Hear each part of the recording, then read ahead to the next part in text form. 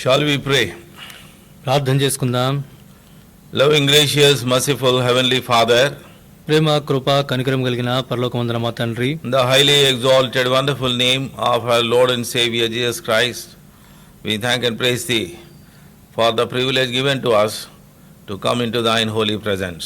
అత్యున్నతంగా హెచ్చింపబడిన మా ప్రభువును రక్షకుడైన యేసుక్రీస్తు ప్రభువు నామంలో మీ యొక్క పరిశుద్ధ సన్నిధిలోనికి రాగలిగే ఆధిక్యత, ధన్యత మీరు మాకు అనుగ్రహించినందుకు మీకు వందనాలు చెల్లిస్తూ ఉంటున్నాం. Lord, we thank Thee for the privilege given to us to gather around Thy word this evening. ఈ సాయంత్ర సమయాన ప్రభువా మీ యొక్క వాక్యం చుట్టూ మేము చేరి రావడానికి మీరు అనుగ్రహించిన కృపను కూడా మీకు వందనాలు. Lord, we thank and praise Thee during these Bible studies online. Lord, Thou hast been speaking to us in many ways. ఈ యొక్క ఆన్లైన్ బైబిల్ పఠనాల సమయంలో ప్రభువా అనేక విధాలుగా మీరు మాతో మాట్లాడుతూ ఉన్నారు, మీకు వందనాలు. Lord, even today we look unto Thee, that whatever Thou art, Lord, kept in reserve for us, Thou may reveal unto us. ఈ దినం కూడా మీరు మా నిమిత్తం ఏదైతే దాచుంటున్నారో దాన్ని బయలుపరచాలని ప్రభువా మేము మీ వైపు చూస్తూ ఉంటున్నాం. We also pray for Thy people with much zeal and interest, they may hear the word of God. మీ ప్రజలు కూడా ఎంతో ఆశతో, ఆసక్తితో మీ యొక్క వాక్యాన్ని వినేలాగా మీ ప్రజల నిమిత్తం కూడా ప్రార్థన చేస్తుంటున్నాం. Lord, we are in the end days. ప్రభువా మేము అంత్య దినాల్లో ఉంటున్నాం. And Lord, Thou may help us not to be casual and careless.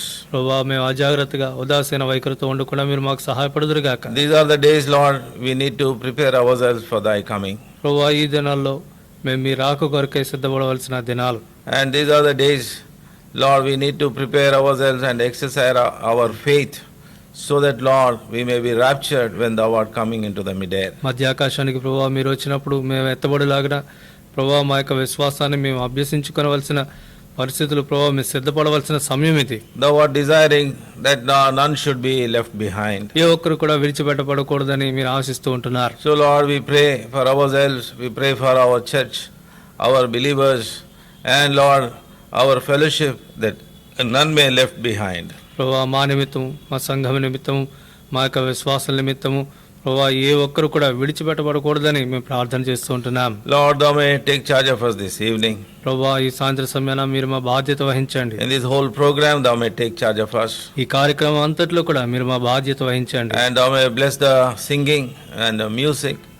And also, Lord, Thou may help us in giving the word and translation. పాటల సమయాన్ని దీవించి పాటల పాటల్లోను వాద్యాలు వాయించట్లోను మీ కృప దయచేసి ఈ సాయంత్రం సమయ వాక్య ధ్యానంలో కూడా మీరు మాకు సహాయపడుదురుగాక. Remember Thine servants and grant them Thy grace in giving the word and also in the translation. మీ దాసులను జ్ఞాపకం చేసుకుని వాక్యం ఇచ్చట్లోను తర్జుమా చేయట్లోను మీ కృప దయచేదురుగాక. Giving all the glory and honor unto Thee, we offer this prayer in the precious and wonderful name of our Lord and Savior Jesus Christ. ఘనతమయులు మీకే ఆరోపించుకుంటూ మా ప్రభువును రక్షకుడైన యేసుక్రీస్తు ప్రభు నామంలో ఈ ప్రార్థన సమర్పించుకుంటున్నాం తండ్రి. Amen. We'll be singing song number 473. ఈ సమయంలో మనం పాట సంఖ్య 473 పాడుకుంటాం. And after the singing, we shall hear the word of God. ఈ పాట పాడుకున్న తర్వాత మనం దేవుని యొక్క వాక్యాన్ని మనం వింటాం. And Lord may prepare us by singing this song, our hearts, even to hear the word of God. ఈ యొక్క కీర్తన పాడుట ద్వారా ప్రభు మన యొక్క హృదయాల్ని ఆయన సిద్ధపరచును గాక. దేవుని యొక్క వాక్యాన్ని వినుటలో మన సిద్ధపరచును గాక.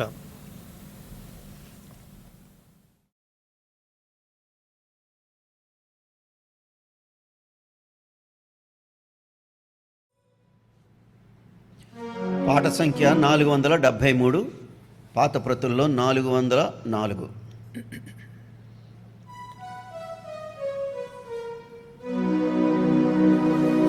దప్పిగొని నావానిపై నీటిన్ కుమ్మరిల్చును ఆ ప్రభువే, ఎండియున్న భూమిపై జలముల్ ప్రవహింప చేయునయనే, ఎండియున్న భూమిపై జలముల్ ప్రవహింప చేయునయనే, వడిగల జలములలో దారిల్ నిర్మిల్చును ఆ ప్రభువే, వడిగల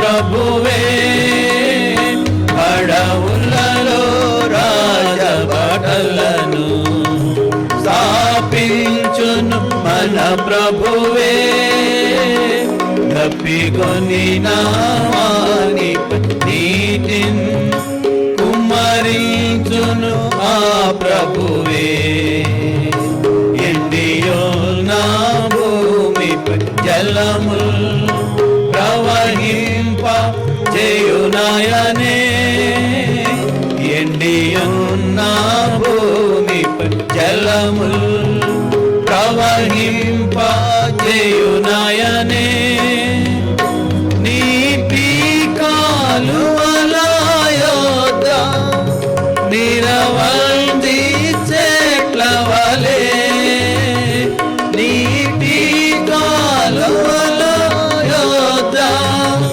నిరవంది చెట్ల వలె గడ్డిలో ఎదుగునట్లు వారు వదిలెదరు గడ్డిలో ఎదుగునట్లు వారు వదిలెదరు ఎప్పికొని నావాని నీతిల్ కుమ్మరించును ఆ ప్రభువే ఎండియున్న భూమిపై జలముల్ ప్రవహింప చేయునాయనే ఎండియున్న భూమిపై జలముల్ ప్రవహింప చేయునాయనే ఆకాశము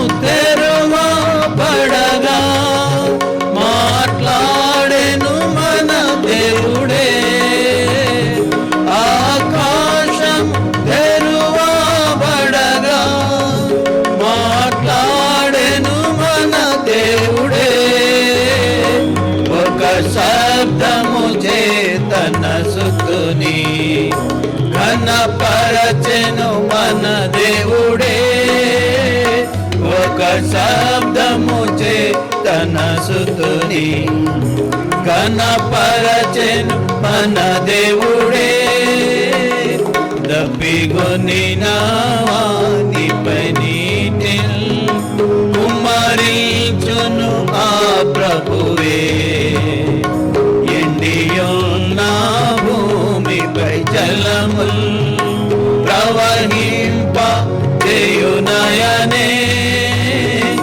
ఎండియున్న భూమిపై జలముల్ ప్రవహింప చేయునాయనే తన ప్రజలెల్లప్పుడు క్రీస్తు సేవితురు హర్షముతో తన ప్రజలెల్లప్పుడు క్రీస్తు సేవితురు హర్షముతో దిన దినము దేవుని కొల్చి హల్లెలూయా పాడెదరు దిన దినము దేవుని కొల్చి హల్లెలూయా పాడెదరు దప్పిగొని నావాని నీతిన్ కుమ్మరించును ఆ ప్రభువే ఎండియున్న భూమిపై జలముల్ ప్రవహింప చేయునాయనే ఎండియున్న భూమిపై జలముల్ ప్రవహింప చేయునాయనే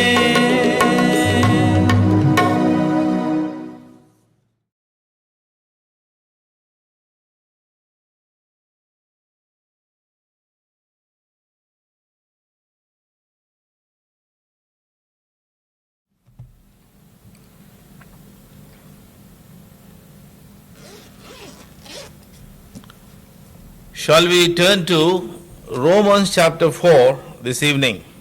ఈ సాయంత్రం సమయాన రోమిలకు రాసిన పత్రిక 4వ అధ్యాయం చూస్తాం. Book of Romans and chapter 4. రోమిలికి రాసిన పత్రిక 4వ అధ్యాయం. We shall be reading the whole chapter responsively, please. ఈ అధ్యాయాన్ని అంతటిని కూడా మన ఉత్తర ప్రత్యుత్తర రీతిన మార్చి చదువుకుందాం. Book of Romans and chapter 4, the whole chapter we shall be reading responsively. రోమిలికి రాసిన పత్రిక 4వ అధ్యాయం. ఈ అధ్యాయం అంతటిని కూడా మనం మార్చి ఉత్తర ప్రత్యుత్తర రీతిని చదువుకుంటాం. Kindly read this portion along with us and with the understanding so that Lord may speak to us this evening. ఈ సాయంత్రం సమయాన ప్రభు మనందరితో మాట్లాడలాగిన ఈ భాగాల్ని గ్రహింపుతో మాతో కలిసి చదవండి. What shall we say then that Abraham our father as pertaining to the flesh hath found? Abraham క్రియల మూలముగా నీతిమంతుడని తీర్చబడిన ఎడల అతనికి అతిశయ కారణము కలుగునుగా గాని అది దేవుని ఎదుట కలగదు. For what saith the scripture? Abraham believed God, and it was counted unto him for righteousness. పని చేయవానికి జీతము రుణమే గాని దానమని ఎంచబడదు. But to him that worketh not, but believeth on him that justifieth the ungodly, his faith is counted for righteousness. ఆ ప్రకారమే క్రియలు లేకుండా దేవుడు ఎవరిని నీతిమంతుడిగా ఎంచునో ఆ మనుష్యుడు ధన్యుడని దావీదు కూడా చెప్పుచున్నాడు. Saying, blessed are they whose iniquities are forgiven and whose sins are covered. ప్రభు చేత నిర్దోషి అని ఎంచబడిన వాడు ధన్యుడు. Verse 9, cometh this blessedness then upon the circumcision only, or upon the uncircumcision also? For we say that faith was reckoned to Abraham for righteousness. మంచిది, అది ఏ స్థితి యందు ఎంచబడెను? సున్నతి కలిగి ఉండినప్పుడా, సున్నతి లేనప్పుడా? సున్నతి కలిగి ఉండినప్పుడు కాదు, సున్నతి లేనప్పుడే.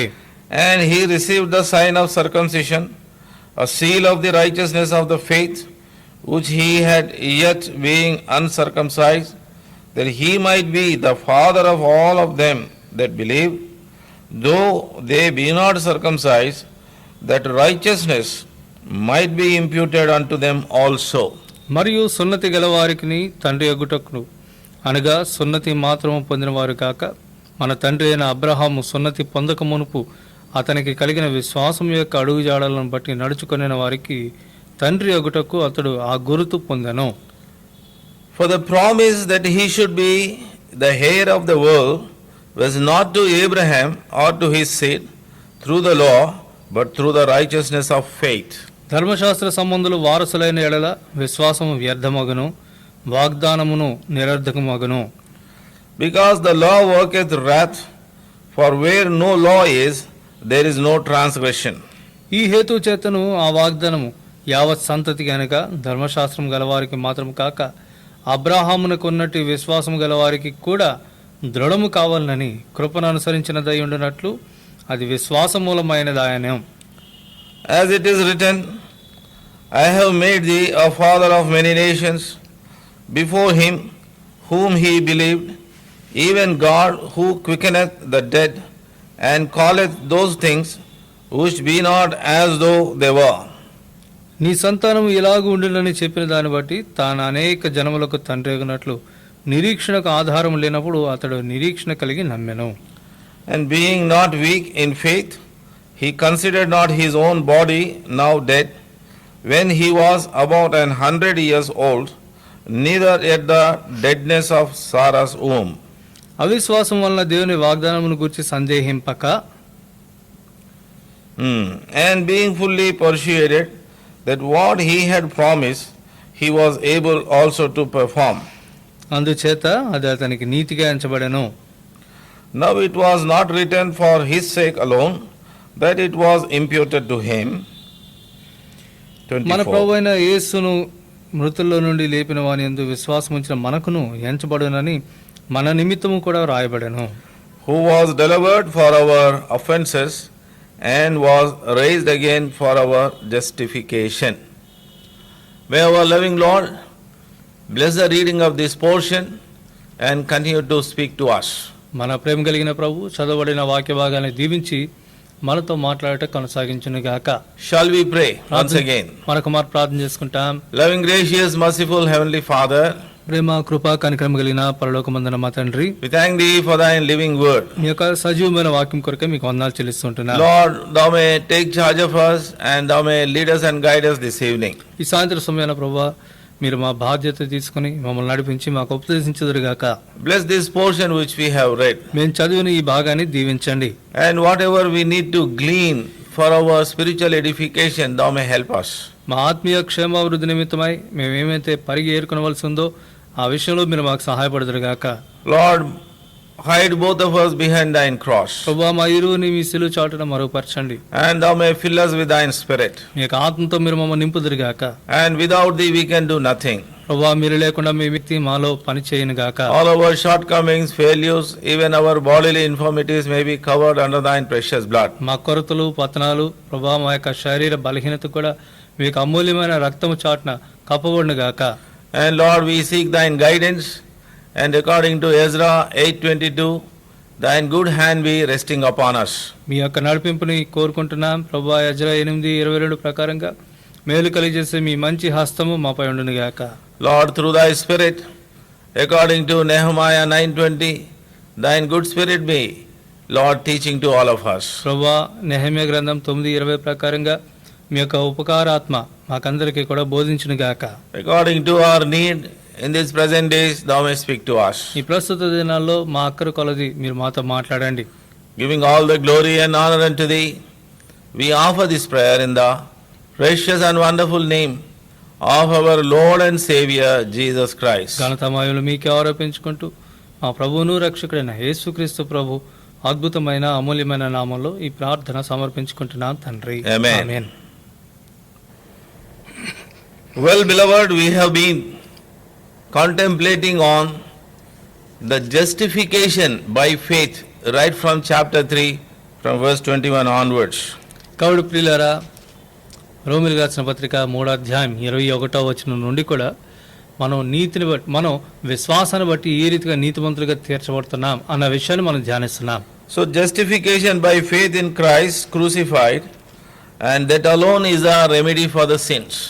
సిలువ వేయబడిన యేసుక్రీస్తు ప్రభునందు విశ్వాసం ఉంచడం అనేది అది మాత్రమే మన పాపములకు విరుగుడు. In the past a couple of studies we have seen how justification works for everyone by having faith in Lord Jesus Christ. కాబట్టి గడిచిన కొన్ని పట్టణాలలో ప్రభువైన యేసుక్రీస్తునందు విశ్వాసం ఉంచుటను బట్టి ప్రతి ఒక్కరు కూడా అందరూ ఆయన యందు విశ్వాసం ఉంచే వారందరూ కూడా ఏ రీతిగా నీతిమంతులుగా తీర్చబడుతున్నారో మనం ధ్యానిస్తూ వచ్చాం. Now here Paul the apostle, he is taking the illustration about the life of Abraham and explaining this to the Jews. కాబట్టి ఇక్కడ అపోస్తలుడైన పౌలు అబ్రాహాము యొక్క జీవితాన్ని మాదిరిగా ఉదాహరణగా తీసుకుని యూదులకి ఆయన వివరించేవాడుగా ఉంటున్నాడు.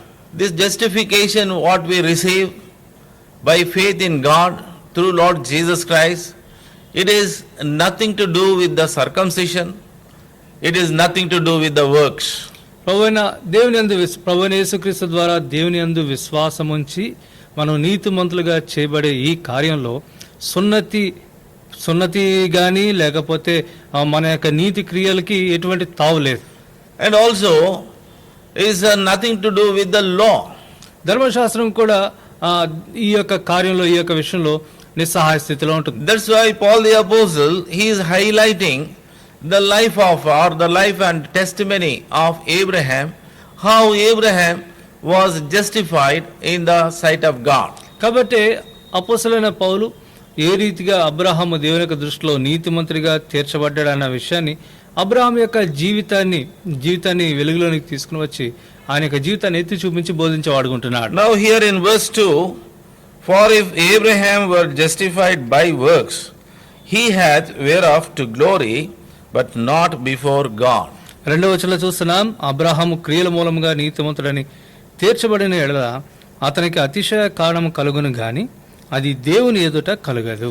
So here by works no man is justified. కాబట్టి ఇక్కడ క్రియల మూలంగా ఏ మానవుడు ఏ మనుషుడు కూడా నీతిమంతుడిగా తీర్చబడలేడని The word of God Bible says, దేవుని యొక్క వాక్యమైన బైబిల్ చెప్తుంది, our righteousness or our righteous works are filthy lucre in the sight of God. మన యొక్క నీతి క్రియలు దేవుని యొక్క దృష్టిలో మురికి గుడ్డలుగా మురికి పేలికలుగా ఉంటున్నాయి. That means our righteousness, our righteous works are many times, they help us only to justify ourselves in the society, in the human society, but not in the sight of God.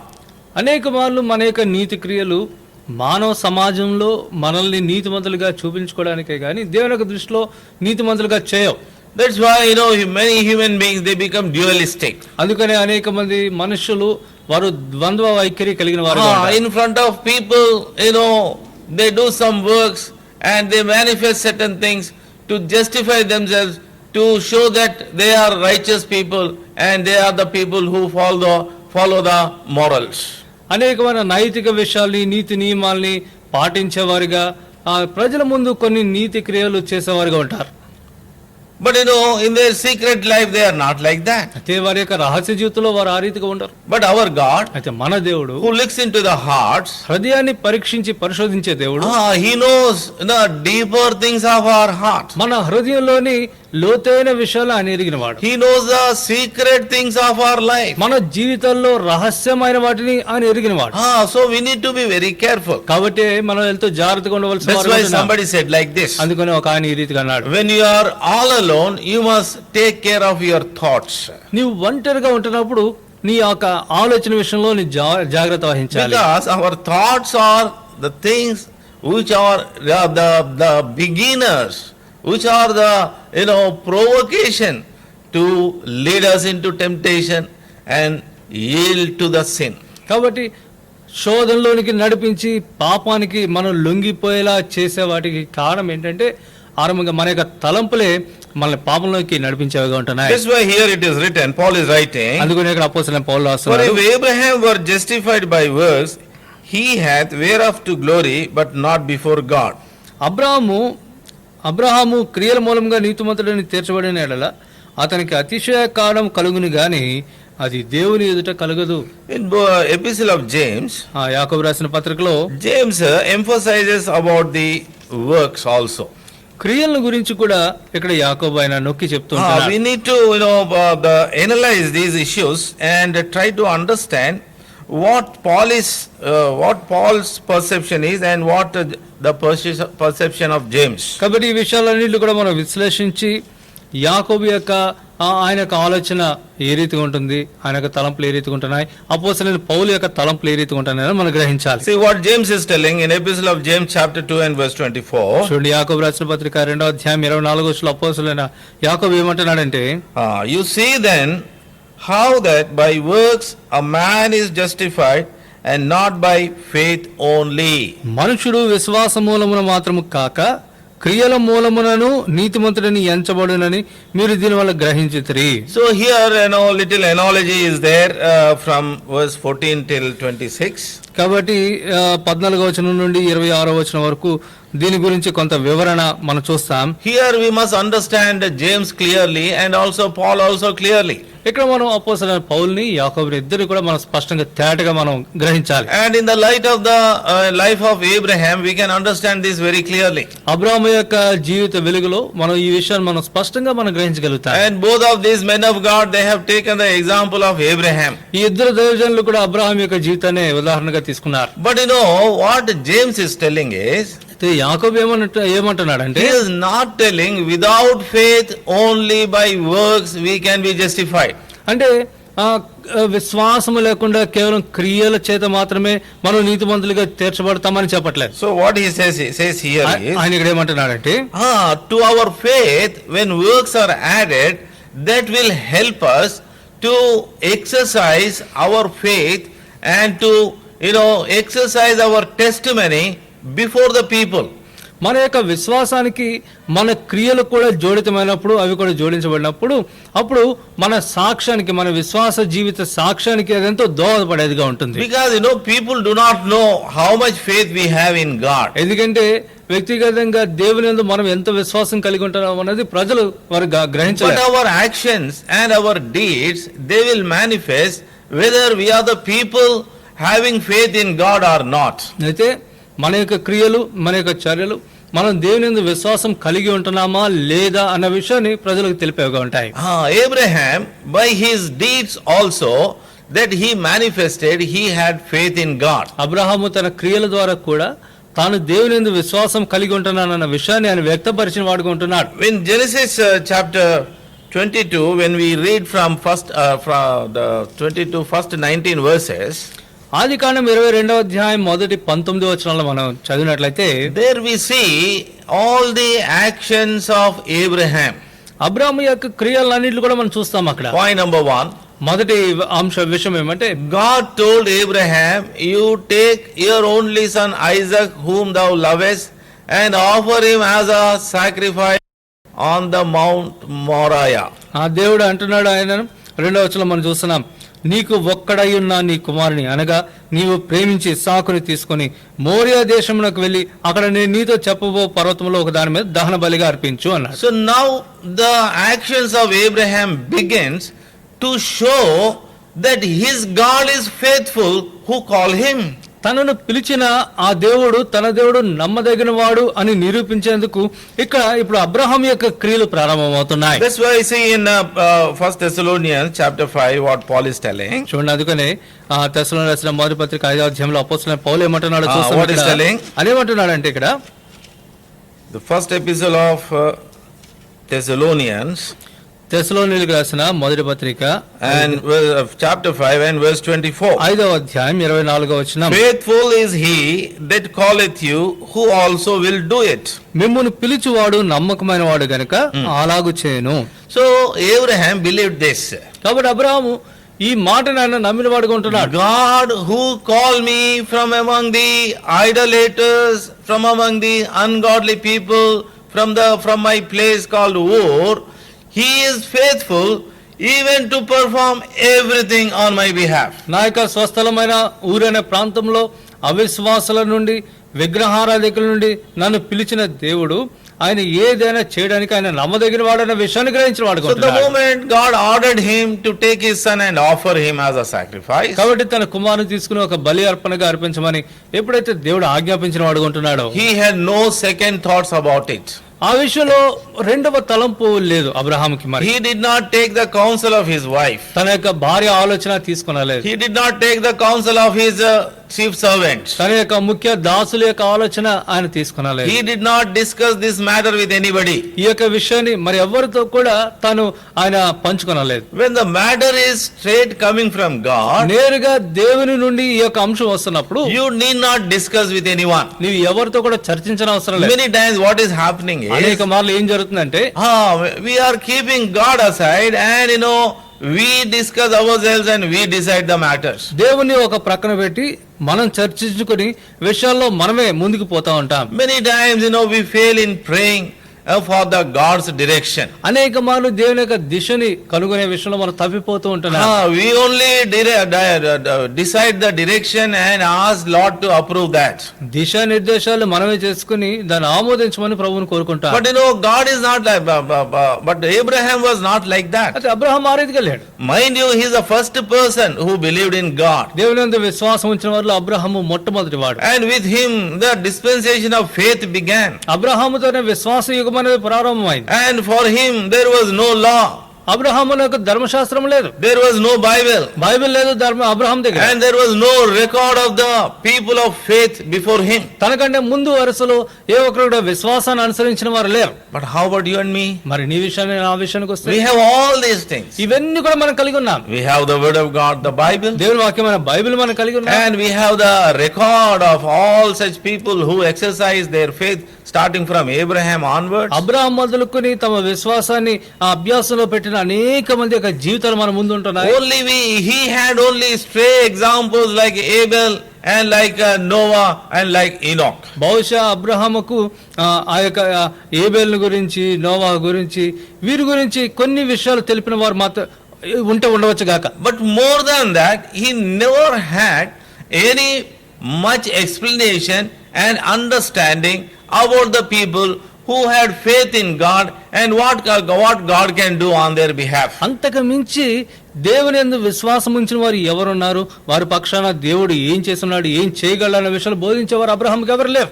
Yet he believed God. అయినప్పటికీ కూడా Abraham దేవుని యందు విశ్వాసం When ఉంచాడు. he said, when God told him to take his only son Isaac and offer him as a sacrifice, తన ఒక్కగానొక్క కుమారుని తీసుకొని ఒక బలి అర్పణగా అర్పించమని దేవుడు చెప్పిన వెంటనే, mind you, by this time the Ishmael has already been sent off.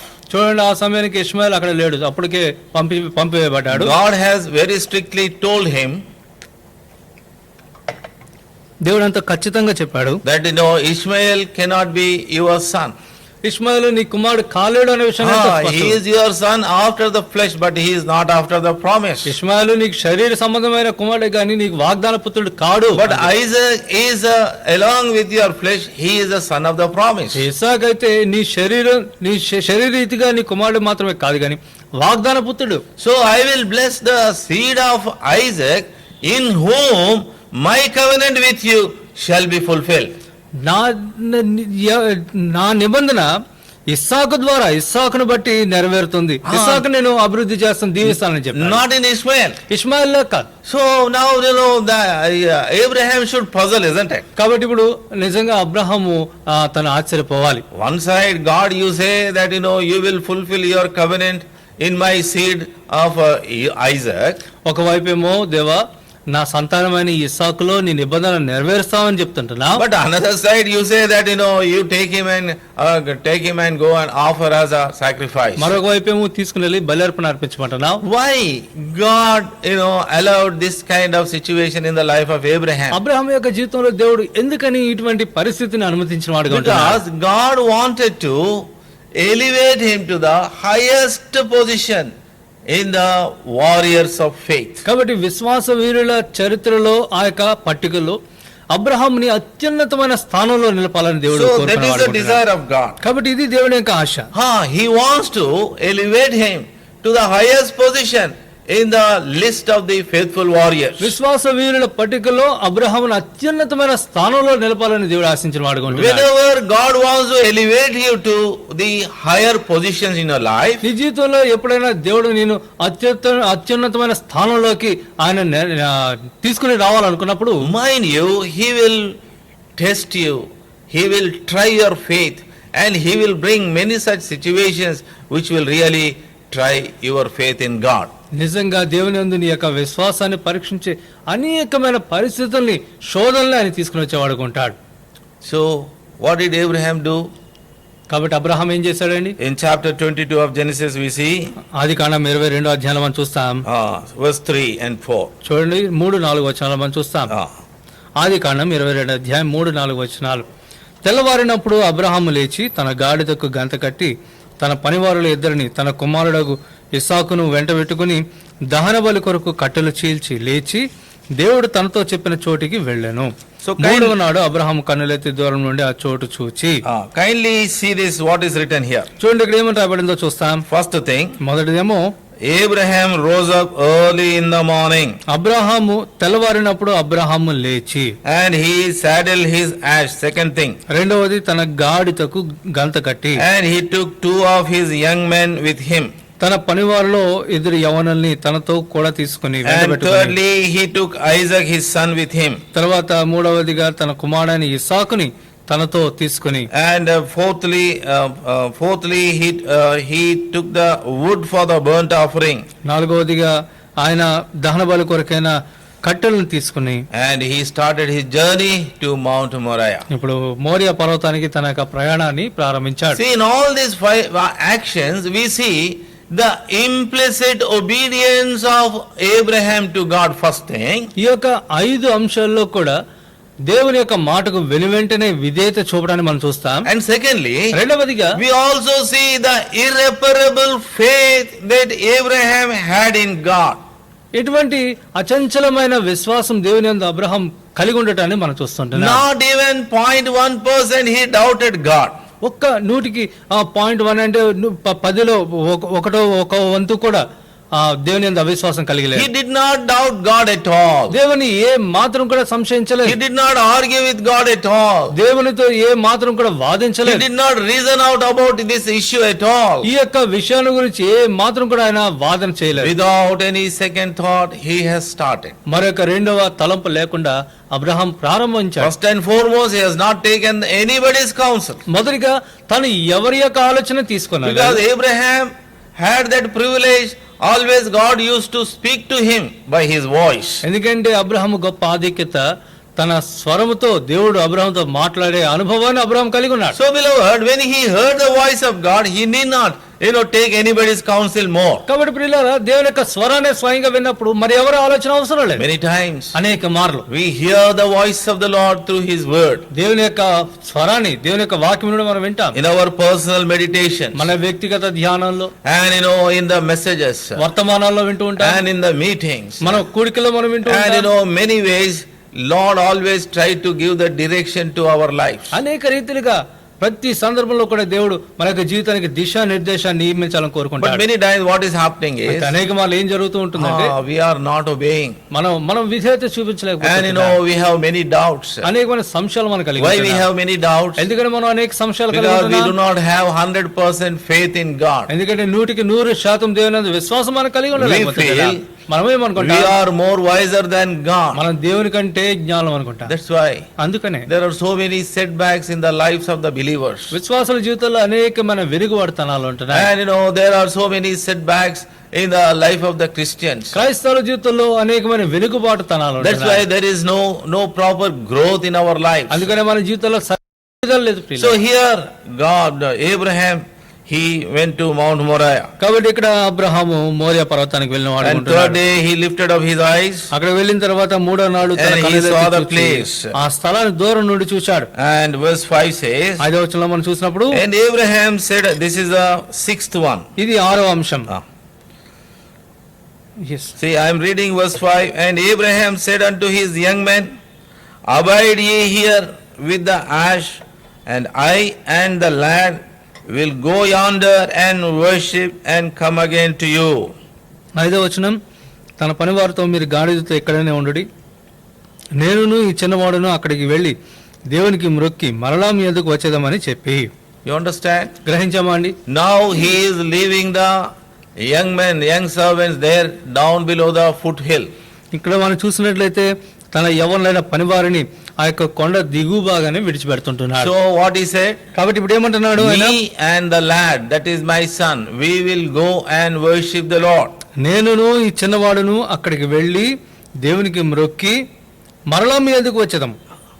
Kindly note that fragment in the last part. ఈ యొక్క చివరి భాగంలో ఈ భాగాన్ని గమనిద్దామండి What he says? జాగ్రత్తగా. ఏమంటున్నాడు? We will come again to you. మరలా మేము మీ ఎదుకు వచ్చేదాము. What a wonderful faith it is. ఎంత అద్భుతమైన విశ్వాసం Do we ప్రియులారా ఇది. really have this faith? మనం నిజంగా ఇటువంటి విశ్వాసాన్ని మనం కలిగి What for ఉంటున్నామా? Abraham is going to the mountain? అసలు అబ్రహాము ఆ పర్వతం పైకి ఎందుకు వెళ్తున్నాడు? He is going to offer his son. తన కుమారుని బలిగా ఇవ్వడానికి వెళ్తున్నాడు. If he is offering his son as a sacrifice, will the son be, it is a burnt offering, not even an ordinary offering. అది Will the son be surviving? అది మామూలు అర్పణ కూడా కాదు, ఇది దహన బలి, అంటే దహించి వేస్తాడు. ఆ రీతిగా దహన బలి అర్పించిన తర్వాత తన కుమారుడు నిజంగా ప్రాణాలతో ఉంటాడా? First thing, he will cut his son. మొదటిగా తన కుమారుని వధిస్తాడు. And secondly, he will burn the parts of the body of his son. తర్వాత తన కుమారుని యొక్క శరీర భాగాల్ని కాలుస్తాడు, దహించి వేస్తాడు. Where will be the son? మరి ఎక్కడ ఉంటాడు ఆ కుమారుడు? Son will be no more. ఇక కుమారుడు ఉండడు. But you see his faith. అయితే తన యొక్క విశ్వాసాన్ని చూడండి ఇక్కడ. What I mean to say here is, నేను ఇక్కడ ఏం చెప్పదలుచుకున్నానంటే, both in his actions and in his word, Abraham is exercising his faith here. తన యొక్క మాటలోను తన క్రియల్లోను అబ్రహాము తన యొక్క విశ్వాసాన్ని ఇక్కడ అభ్యాసంలో Then పెడుతుంటాడు. further, ఇక ముందుకు వెళ్తే now the conversation between the son Isaac and Abraham in verse 7. ఇప్పుడు 7వ వచనంలో చూస్తే కుమారుడైన ఇస్సాకి తండ్రిని అబ్రహాంకి మధ్యన ఆ యొక్క చర్చ నడుస్తుంది. Now what Isaac says, ఆ సంభాషణలో ఇస్సాకు and ఏమంటున్నాడు? Isaac spake unto Abraham his father and said, my father. And he said, here am I, my son. And he said, behold the fire and the wood, but where is the lamb for a burnt offering? ఇస్సాకు తన తండ్రి అయిన అబ్రహాంతో నా తండ్రి అని పిలిచెను. అందుకతడు ఏమి నా కుమారుడా అనెను. అప్పుడు అతడు నిప్పును కట్టెలను ఉన్నవి గాని దానబలికి గొర్రెపిల్ల ఏది అని అడగగా, It's really a heartbreaking question to any person. కాబట్టి ఏ వ్యక్తికైనా ఇది హృదయం బద్దలయ్యే ప్రశ్న. It is a heart melting situation. ఇది హృదయం కరిగిపోయే పరిస్థితి. It's very difficult even to stand upright in that situation. ఆ సమయంలో నిల్చోవడం కూడా కష్టమే. It's అటువంటి very పరిస్థితి. difficult అదంతా కష్టమైన పరిస్థితి. in that situation. అటువంటి పరిస్థితుల్లో Now you see the another words of faith from the mouth of Abraham. చూడండి, అబ్రాహాం యొక్క నోట నుండి మరి యొక్క విశ్వాసపు మాటను And చూస్తుంటాం. verse 8. 8వ వచనంలో, And Abraham said, "My son, God will provide himself a lamb for a burnt offering." So they went both of them together. Abraham నా కుమారుడా, దేవుడే దహన బలికి గొర్రెపిల్లను చూచుకొనని చెప్పాను. అలాగ వారిద్దరు కూడి వెళ్ళి, This is the third dialogue. ఇది మూడవ మాట. The first dialogue is not written, but we all can imagine. ఆ మొదటి మాట రాయబడలేదు కానీ మనందరూ ఊహించుకోగలం. What is the first dialogue? మొదటి మాట ఏంటండి? He told to Sarah that, Sarah, you see, myself and Isaac, we are going to offer the sacrifice. బహుశా ఉదయాన్నే బయలుదేరినప్పుడు శారా అడుగుతుంది కదా ఎక్కడికి వెళ్తున్నారని. అప్పుడు ఖచ్చితంగా అబ్రాహాము ఇస్సాకుతో శారాతో అంటాడు, శారా, నేను నా కుమారుడైన ఇస్సాకు మేమిద్దరం దహన బలి అర్పించడానికి వెళ్తున్నామని చెప్తాడు. And I believe Sarah must have not bidden the goodbye to them. That's why she doesn't know what the picture is. కాబట్టి ఆ శారా వారికి సరే పోయిరండి అని చెప్పి ఉండదు, ఎందుకంటే అసలు ఏం జరుగుతుందో ఆమెకు తెలియదు. She must have said, okay, you go and do. As God told you, you do it. ఆమె అనుకున్నది ఏదో దహన బలి అర్పిస్తారు కదా, కాబట్టి మీరు వెళ్ళి దేవుడు ఏం చెప్పాడు ఆ పని చేసుకుని రండి అని It చెప్పింది. is written about him, she is the most obedient wife. ఎందుకంటే శారాను గురించి మనం చూస్తాం, ఆమె ఎంతో విధేయురాలైన In భార్య. chapter 18 we see when there was 3 guests have come, Sarah at the time of taking rest in the afternoon, she has immediately obliged to prepare food for these many people. 18వ వచనంలో మనం చూస్తాం, 18వ అధ్యాయంలో మనం చూస్తాం, 18వ అధ్యాయంలో ముగ్గురు అతిథులు ఆ మధ్యాహ్న కాల సమయంలో వచ్చినప్పుడు చెప్పిన వెంటనే కూడా ఆ మధ్యాహ్న కాల సమయంలో తాను విశ్రాంతి తీసుకునే సమయంలో ఆ ముగ్గురికి కూడా భోజనాన్ని సిద్ధపరిచినట్టుగా మనం చూస్తాం. And also in the New Testament, Peter is writing about her. ఆ నూతన నిబంధనలో కూడా అపోస్తలుడైన పేతురు ఆమెను గురించి రాస్తున్నాడు. See 1 Peter చూడండి, పేతురు రాసిన మొదటి పత్రిక chapter 3. 3వ అధ్యాయం. 1 Peter పేతురు రాసిన మొదటి పత్రిక chapter 3. 3వ అధ్యాయం. See what Peter is writing about her. చూడండి పేతురు ఆమెను గురించి ఏమని రాస్తున్నాడు. Verse 6. 6వ వచనంలో మనం చూస్తాం. Yeah, brother is reading. తెలుగులో చదువుతున్నాం. ఆ ప్రకారము శారా అబ్రాహామును యజమానుడని పిలుచుచు అతనికి లోబడి ఉండెను. మీరును యోగ్యంగా నడుచుకొనుచు ఏ భయమునకు బెదరక ఉన్నకడలా ఆమెకు పిల్లలగుదురు. So she obeyed to Abraham. కాబట్టి ఆమె అబ్రహాముకు లోబడి ఉంది. So she is such a obedient wife. ఎంతటి విధేయురాలంటే, When Abraham says, Sarah, you see, God told me like this, so I am going to Mount Moriah to offer the sacrifice. I am taking Isaac also with me and some servants with me. కాబట్టి చూడు శారా, దేవుడు నాకు ఈ రీతిగా చెప్పాడు, కాబట్టి నేను ఇస్సాకును కూడా తీసుకుని వెళ్ళి కొందరు పనివారిని కూడా తీసుకుని వెళ్ళి నేను మోరియా పర్వతానికి బలి అర్పించడానికి వెళ్తున్నాను అంటే, She was rest assured they will go and they will come back. కాబట్టి వారు వెళ్ళి మరలా వారిద్దరూ కలిసి తిరిగి వస్తారని ఎంతో నిశ్చయత ఉంది. Why I am telling, she has not bidden the farewell to them, bye to them. వారికి ఎందుకని సరే పోయిరండి అని ఎందుకు చెప్పి ఉండదు అని అనుకుంటున్నాను అంటే, if she must have bidden the bye to them. ఒకవేళ ఆమె కనుక జాగ్రత్తగా వెళ్ళి రండి అని చెప్పి ఉన్నట్లయితే, ladies are very keen in observations. ఈ స్త్రీలు ఈ యొక్క విషయాన్ని పట్టి చాలా చాలా జాగ్రత్తగా గమనిస్తారు. They will, once or twice they will remind, have you taken this, have you taken that, have you taken this. ఎందుకంటే ఇంట్లో ఆడవారు ఎప్పుడైనా మనం బయటకు వెళ్తున్నామంటే మీరు అది పెట్టుకున్నారా, ఇది పెట్టుకున్నారా, ఇది మర్చిపోయారా, అది అని జాగ్రత్తగా అన్ని విషయాలు గుర్తు చేస్తా ఉంటారు. Abraham is a very rich man. మరి అబ్రహాం చూస్తే ఎంతో ధనికుడు కదా. He had so many herds and so many sheep and goats. అనేకమైన గొర్రె మందలు కలిగి ఉంటున్నవాడు Abraham. And Sarah must have made sure not 1 or 2, at least 10 animals she must have given to the Abraham to take along with him. ఒకవేళ దేవుడే గనుక దహన బలి అర్పించమని అడిగి ఉంటే అబ్రహాం 1-2 కాదు, తన మందలో నుంచి కావాలంటే ఒక 10 గొర్రెలు తీసుకుని వెళ్తాడేమో. No. వెళ్ళమని పంపించేదేమో. Sarah must have ordered that way. ఒకవేళ అబ్రహాం కనుక నేను బలి అర్పించడానికి వెళ్తున్నానంటే షారా పిలిచి ఒకటేం సరిపోతుందంటే 10ని తీసుకెళ్ళి 10ని తీసుకెళ్ళాలని చెప్పేది. So she must have said like ఆ that. రీతిగా చెప్పుండేదేమో. But she doesn't know the picture, anything outside what is happening. అయితే బయట ఏం జరుగుతుందో షారాకి ఏమీ తెలియదు. So first thing, Abraham told to Sarah, we will go, do the sacrifice and come back. కాబట్టి మొదటిగా అబ్రహాం షారాతో ఏం చెప్పాడు, మేము బలి అర్పించి మరలా తిరిగి వస్తామని చెప్పాడు. And secondly, రెండవదిగా he is telling to the servants also same thing. పనివారితో కూడా అదే మాట చెప్తున్నాడు. Chapter 22 and verse 5. 22వ అధ్యాయం 5వ వచనంలో మనం చూసినప్పుడు Last part says, చివరి భాగంలో the lad will go yonder, I and the lad will go yonder and worship and come again to you. నేనును ఇచ్చినవాడును అక్కడికి వెళ్లి దేవునికి మ్రొక్కి మరలా మీ ఎద్దుకు వచ్చేదము. Now third thing, ఇప్పుడు మూడవదిగా now this is a conversation between Isaac and Abraham. ఇప్పుడు ఈ సంభాషణ చూస్తున్నట్లయితే అబ్రహాంకి ఇస్సాకు మధ్య నడుస్తుంది. Now in verse 8 what he says, ఇప్పుడు 8వ వచనంలో ఏమంటున్నాడు, and Abraham said, my son, God will provide himself a lamb for a burnt offering. Abraham- So they went both of them together. Abraham నా కుమారుడా, దేవుడే దహన బలికి గొర్రెపిల్లను చూచుకొని అని చెప్పాను.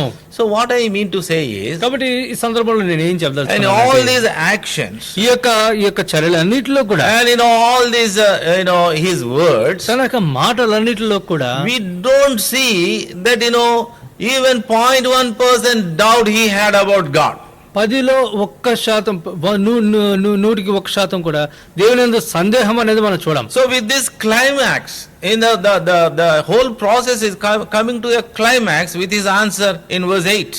కాబట్టి ఈ యొక్క 8వ వచనంలో ఈ యొక్క జవాబు ఇవ్వడం ద్వారా తన యొక్క సంభాషణలో ముగింపుకు వస్తున్నాడు. So what Abraham is telling? Abraham ఏమంటున్నాడు, God will provide himself a lamb for a burnt offering. దేవుడే దహన బలికి గొర్రెపిల్లను చూచుకొనును. What a faith he had. ఎంత గొప్ప విశ్వాసాన్ని కలిగి Really, ఉన్నాడు. that's why God said Abraham is my friend. 3 times it is written in the Bible. అందుకనే బైబిల్లో ముమ్మారు మనం చూస్తాం, అబ్రహాం నా స్నేహితుడైన అబ్రహాం, నా స్నేహితుడైన అబ్రహాం అని చూస్తాం.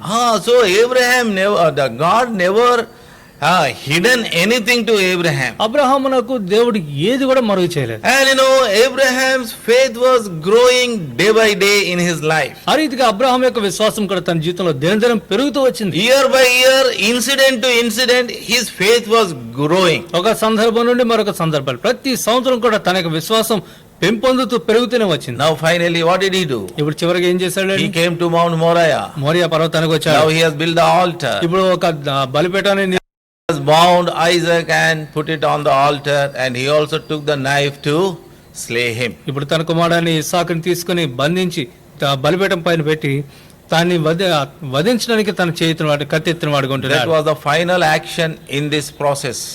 ఈ యొక్క సందర్భంలో ఈ యొక్క బలి అర్పించే విషయంలో తన చివరిగా చేసిన చివరి ఘట్టం అది. That is the 7th action. ఇది 7వ చర్య. And in that action, God again called him. ఈ చర్యలో మరలా దేవుడు అబ్రహాం పిలుస్తున్నాడు. So what did he say? ఏమంటున్నాడు? See, verse 12. 12వ వచనంలో అప్పుడు ఆయన ఆ చిన్నవాని మీద చేయవేయకము, అతన్ని ఏమీ చేయకము, నీకు ఒక్కడైనా నీ కుమారుడు నాకు వెనుదీయలేదు గనుక నీవు దేవునికి భయపడవాడవని ఇందువలన నాకు కనబడుచున్నదనను. So ఇందువలన, by this I see, God says. దేవుడు అంటున్నాడు, ఇందువలన నాకు కనబడుచున్నది అంటున్నాడు. Seeing thou hast not withheld thy son, thine only son from me, I know that thou fearest God. నీకు ఒక్కడై ఉన్న నీ కుమారుని నాకు వెనుదీయలేదు గనుక నీవు దేవునికి భయపడవాడవని ఇందువలన నాకు కనబడుచున్నది. So God is testifying. కాబట్టి దేవుడే సాక్ష్యం ఇస్తున్నాడు. I know, Abraham, I know, thou fearest to me, thou fearest God. అబ్రామా, నీవు నాకు దేవునికి భయపడవాడమని నేను ఎరుగుతున్నాను, నేను తెలుసుకుంటున్నాను అంటున్నాను. And I know that thou obey to me. నీవు నాకు విధేయత చూపిస్తావని నేను ఎరుగుతున్నాను. And I know your faith is not a wavering faith. Your faith is not a repairable faith. నీ యొక్క విశ్వాసము చంచలమైన విశ్వాసం కాదు అని గ్రహిస్తున్నాను అన్నాడు. Beloved, how is our faith today? ప్రియులారా, మన విశ్వాసం ఈ దినం ఏ రీతిగా ఉంటుంది? We call ourselves believers. మనం విశ్వాసాలను పిలుచుకుంటామే. Of course, it is very difficult to exercise this kind of faith. ఇటువంటి విశ్వాసాన్ని అభ్యసించడం అయితే బహుశా కష్టమే. But what I mean to tell you today is, ఇదన్నా నేనేం చెప్పదలుచుకున్నానంటే, do we really, believe God to the extent He will take care of me? He will provide the things for me. He will lead me and guide me. నాకు కావాల్సినవన్నీ కూడా దేవుడే చూసుకుని, నాకు కావాల్సినవన్నీ దేవుడే సమకూర్చి, నన్ను నడిపించి, నాకు ఉపదేశించి, నన్ను ఆయనే బాధ్యతగా చూసుకుంటాడన్న విశ్వాసం కలిగి ఉంటున్నాను. Last Sunday I was mentioning this verse to you.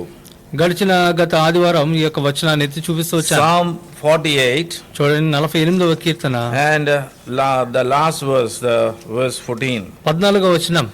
For this God is our God forever and ever. He will be our guide even unto death. 48వ కీర్తన చివరి వచనంలో మనం చూస్తే, ఈ దేవుడు సదాకాలం మనకు దేవుడై ఉన్నాడు, మరణము వరకు ఆయన మనలను నడిపించును. He will guide us. ఆయన మనల్ని నడిపించేవాడు. He will guide us means what is the meaning? ఆయన మనల్ని నడిపించును అంటే దానికి అర్థం, As a guide, as a shepherd, as a God, as our master, He will provide everything to us. ఆయన మనకి మార్గదర్శిగా, మనకి కాపరిగా, మనకి దేవుడిగా ఆయన సమస్తాన్ని మనకు సమకూర్చేవాడు. When you are under the guidance of somebody, నువ్వు ఎవరైనా ఒక వారి యొక్క ఉపదేశంలో, వారి నడిపింపులో ఉన్నప్పుడు what happens? అప్పుడు ఏం జరుగుతుందండి? The guide will provide everything to you. నీ మార్గ నిర్దేశకుడు నీకు సమస్తాన్ని ఆయన సమకూరుస్తాడు. That means for all your needs, for all your doubts, for all your situations, you can consult Him. అంటే నీ యొక్క అక్కరలు, నీ యొక్క సంశయాలు, నీ యొక్క అనుమానాలు అన్నిటిలో కూడా నిన్ను నడిపించే ఆ నాయకుని పైన, మార్గ నిర్దేశకుని పైన నువ్వు భారం ఉంచవచ్చు. So the consultant and the counselor for Abraham was God alone. కాబట్టి అబ్రహాం యొక్క ఆలోచనకర్త, అబ్రహాం యొక్క మార్గ నిర్దేశకుడు దేవుడే. Who is your guide today? మరి ఈ దినాన నీ యొక్క మార్గ నిర్దేశం, Who is your counselor today? నీ ఆలోచనకర్త ఎవరు? Who is guiding you today? ఈ దినాన నిన్ను ఎవరు నడిపిస్తున్నారు? Under whose leadership you are living your believer's life? ఎవరి నాయకత్వంలో నీ యొక్క విశ్వాస జీవితాన్ని జీవిస్తుంటున్నావు? Many times అనేక మార్లు our young people, they live under the guidance of their friends. మన యొక్క యవనులు తమ యొక్క స్నేహితుల యొక్క నడిపింపులో వారు నడిచేవారు. Sometimes we live under the guidance of our wife.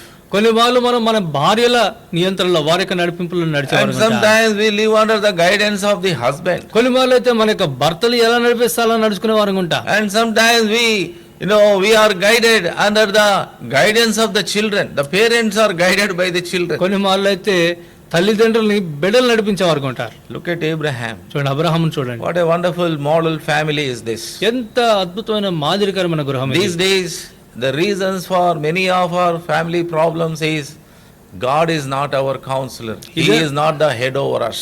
ఈ దినాల్లో మన యొక్క కుటుంబాలు అనేక సమస్యలకు కారణం ఏమంటే, దేవుడు మనకు ఆలోచనకర్తగా లేకపోవటం, దేవుడు మనల్ని నడిపించకపోవటం. If we have given the preeminence to Him in our family life, within our family, He will take care of every issue. మన యొక్క కుటుంబ జీవితాల్లో, మన యొక్క కుటుంబాల్లో ఆయన గనుక ప్రాముఖ్యతనిచ్చిన వారమైతే సమస్త అన్ని విషయాల్లో కూడా ఆయన బాధ్యత తీసుకుని మనల్ని నడిపించేవాడు. Who is ruling us today? ఇదన్నా వాళ్ళు ఎవరు పాలిస్తున్నారు? Who is guiding us today? ఎవరు మనల్ని నడిపిస్తుంటున్నారు? Look at Abraham. అబ్రహామును చూద్దాం. So from this example, కాబట్టి ఆ Abraham we see God is a counselor to him. దేవుడే అబ్రహాముకి ఆలోచనకర్తగా ఉండటాన్ని మనం చూస్తున్నాం. So James is referring to Abraham, not that only by works alone will be justified, but the works will be the very good instruments for us to testify to the unbelievers, to the world, and also to the fellow believers that we are under the guidance of God. కేవలం క్రియలు మాత్రమే కాదు కానీ మన యొక్క విశ్వాసానికి క్రియలు కూడా, మన విశ్వాసానికి క్రియలు కూడా మంచి సాధనాలుగా, మంచి ఉపకరణాలుగా అవి సహాయపడతాయి. అప్పుడు మన యొక్క సాక్ష్యాన్ని ఈ లోకానికి, అవిశ్వాసులకి, మన తోటి విశ్వాసులకు కూడా మన విశ్వాసాన్ని కనపరచగలుగుతా ఉంటాం. The works will be very good ingredients in our faith. మన విశ్వాస జీవితంలో మన క్రియలు కూడా అవి చక్కగా మన విశ్వాసాన్ని పెంపొందించుకుంటాయి. That's why అందుకనే for all the believers, విశ్వాసులందరికీ కూడా the rewards are decided by the works of faith. విశ్వాస క్రియలను బట్టి తమకు బహుమానాలు నిర్దేశించబడుతున్నాయి. By all our works after coming into faith, those works are considered to give the to give the reward to us. మనం విశ్వాసంలోనికి వచ్చిన తర్వాత మన క్రియలే మన యొక్క బహుమానాలకి కారణంగా ఉంటున్నాయి. 2 Corinthians కొరింథీయులకు రాసిన 2వ పత్రిక chapter 5 5వ అధ్యాయం and verse 10. 10వ వచనం. 2 Corinthians కొరింథీయులకు రాసిన 2వ పత్రిక chapter 5 5వ అధ్యాయం and verse 10. 10వ వచనం. Ah. ఎందుకనగా తాను జరిగించిన క్రియల చొప్పున అవి మంచివైనను సరే చెడ్డవైనను సరే దేహంతో జరిగించిన వాటి ఫలమును ప్రతి వాడును పొందినట్లు మనమందరమును క్రీస్తు న్యాయపీఠం మీదట ప్రత్యక్షము కావాలి. Kindly note here. కాబట్టి దయచేసి గమనిద్దాం. Here Paul is writing about the believers. ఇక్కడ అపోస్తలుడైన పౌలు విశ్వాసులను ఉద్దేశించి First thing, రాస్తుంటున్నాడు. మొదటిగా we all must appear before the judgment seat of Christ, మనమందరమును క్రీస్తు న్యాయపీఠం మీదట ప్రత్యక్షము కావాలి, so that every one of us may receive the reward according to the things done in his body.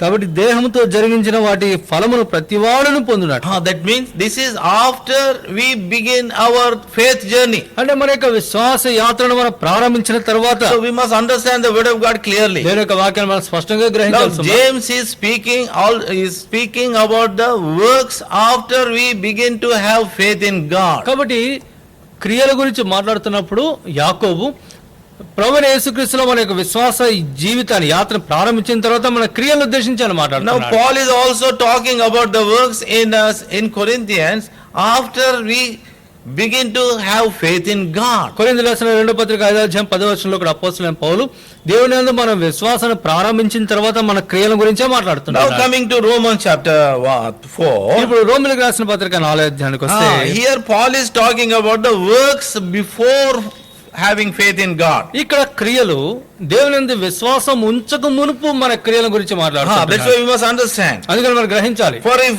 Abraham were justified by works, he hath whereof to glory, but not before God. Abraham క్రియల మూలంగా నీతిమంతుడని తీర్చబడిన ఎడల అతనికి అతిశయ కారణము కలుగును గాని అది దేవుని ఎదుట కలగదు. Maybe Abraham was a good person even before having faith in God. బహుశా దేవుని యందు విశ్వాసం ఉంచక మునుపు కూడా అబ్రహాం ఒక మంచి వ్యక్తి అయి ఉంటాడు. He would have been a good person. ఆయన ఒక మంచి వ్యక్తి అయి ఉంటాడు. He would have been a sincere person. తను ఒక యథార్థవంతుడు అయి ఉంటాడు. It is quite possible. Even without believing in God, we can be sincere people. దేవుని యందు విశ్వాసం ఉంచకుండా దేవుని ఎరగకుండా కూడా మనం యథార్థవంతులుగా We ఉండొచ్చు. can be good people in the society. సమాజంలో మనం మంచి వారిగా ఉండొచ్చు. That is what the law also says. చట్టం కూడా అదే చెప్తుంది. And according to the worldly law, earthly law, we can be good, we can be sincere, and we may be having some code of morals. ఆ యొక్క లోక సంబంధమైన భూ సంబంధమైన చట్ట ప్రకారంగా కూడా మనం కొన్ని నీతి నియమాలు మనం పాటిస్తూ మంచి వారంగా మనం ప్రసిద్ధి గాంచవచ్చు. But when God called him, his faith began.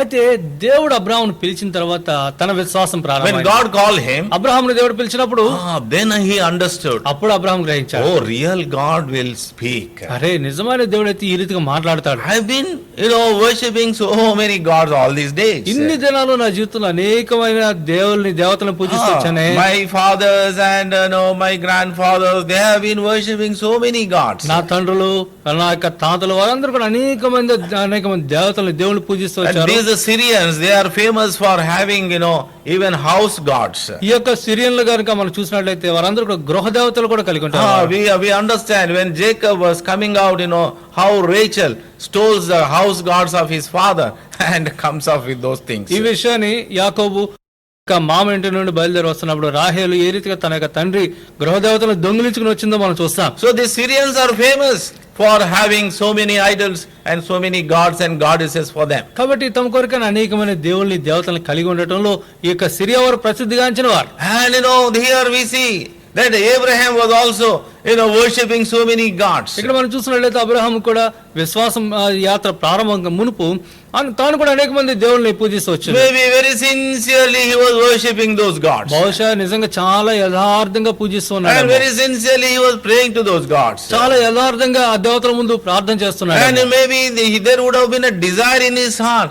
Oh God, can't you speak to me? బహుశా తన యొక్క మనసులో ఈ యొక్క ఆశ అపేక్ష తను పూజిస్తున్న దేవుడితో నాతో మాట్లాడవా అనే ఆశ కలిగి ఉన్నాడేమో. That's why one fine day, అందుకని ఒక దినం the living God సజీవుడైన దేవుడు spoke to him. తనతో మాట్లాడాడు. Abraham, అబ్రాము come రా and come and take a journey.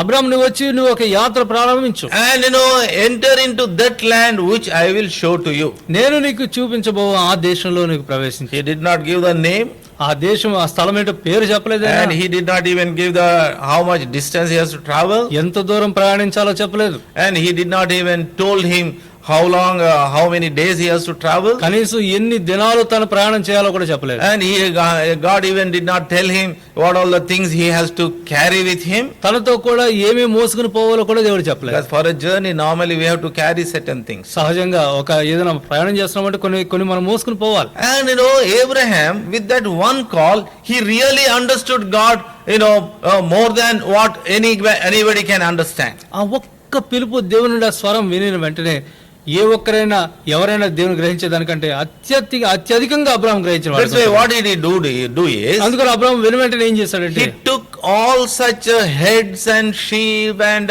so many things, whatever he can carry with him. తనతో కూడా తీసుకుని పోగలిగిన గొర్రె మందల్ని మేకలు అన్నింటిలో కూడా తీసుకున్నాడు. He also took these servants and maid servants with him. తనతో కూడా తన దాసుల్ని కూడా తనతో కూడా తీసుకుని, and he took his wife with him. తన భార్యని తనతో తీసుకున్నాడు. and his father said, I will come. He did not say no to him. అప్పుడు తన తండ్రి అన్నాడు, అబ్రాహాం నేను కూడా వస్తానయ్యా అని చెప్పేస్తానంటే సరే కాదనలేకపోయాడు. and his nephew Lot said, uncle, I will come. He did not say no to him. లోతు అన్నాడు, చిన్నాన్న మా నాన్న ఎటు లేడు కదా నేను కూడా వస్తానన్నాడు. సరే కాబట్టి లోతు కూడా So తీసుకున్నాడు. all these people, they all started. కాబట్టి వీరందరూ కూడా ఇప్పుడు ప్రయాణం అయ్యారు. It is not a ordinary thing, isn't it? ఇది సాధారణమైన విషయం కాదండి.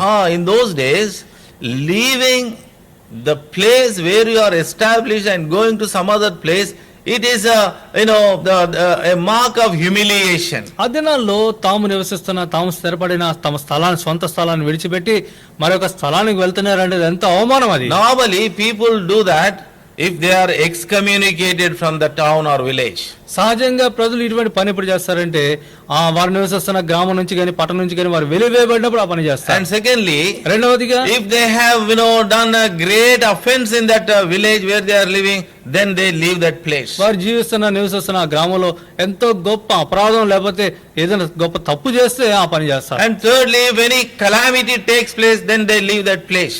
మూడవదిగా అక్కడ ఏదైనా గొప్ప ఉపద్రవం సంభవిస్తే ఒక క్లిష్ట పరిస్థితి సంభవిస్తే ఆ పని చేస్తారు. And fourthly, if any unfortunate thing happens to them, and if they feel no, this place is not good for us, let me go away from here, then they leave that place. అనుకోని అవాంఛనీయ సంఘటనలు ఏమైనా ఆ కుటుంబంలో జరిగితే అప్పుడు అనిపిస్తారు, లేదు ఇక్కడ నాకు కలిసి రావట్లేదు కాబట్టి స్థలాన్ని విడిచిపెట్టి నేను వెళ్ళిపోవాలి అనుకుంటారు. Mind you, in the Abraham's family, none of these things happened. అయితే గమనిస్తే అబ్రాహాము కుటుంబంలో ఇవేవి కూడా సంభవించలేదు. Only one thing, ఒక్కటి మాత్రమే, God spoke to him. దేవుడు అబ్రాహాముతో మాట్లాడాడు. So that was the beginning of his faith. కాబట్టి అబ్రాహాము యొక్క విశ్వాసం అనేది ఆరంభం. It was God. Abraham believed that God. ఒక్కసారిగా మాట్లాడిన ఆ దేవుని యందు అబ్రాహాం విశ్వాసం ఉంచుకున్నాడు. This is a real God. He is a living God. He spoke to me. అరే ఈయన నిజమైన దేవుడు, ఈయన సజీవుడైన దేవుడు నాతో మాట్లాడాడు. I never heard the voice of God all these days. ఇన్ని దినాలు ఇన్ని సంవత్సరాలు నా జీవితంలో ఎప్పుడు కూడా దేవుని యొక్క స్వరాన్ని But this God is a real God. He is a living God. అయితే ఈ దేవుడు నిజమైన దేవుడు,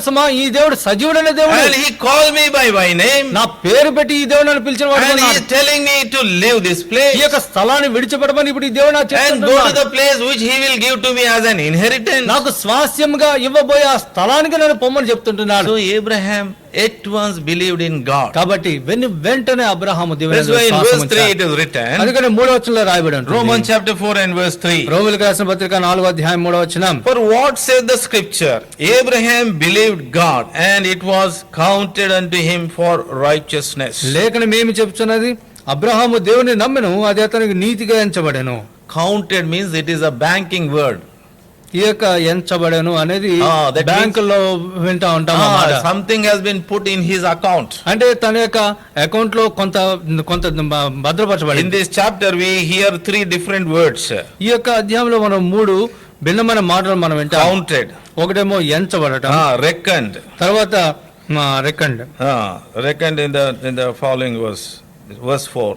ఆ రుణము పని చేయని వానికి జీతము రుణమే గాని దానమని ఎంచబడదు. So ఎంచబడదు. So it is again reckon. మరలా ఎంచబడదు అని చూస్తున్నాం. Then in the following verse 5, verse 6, it is imputed.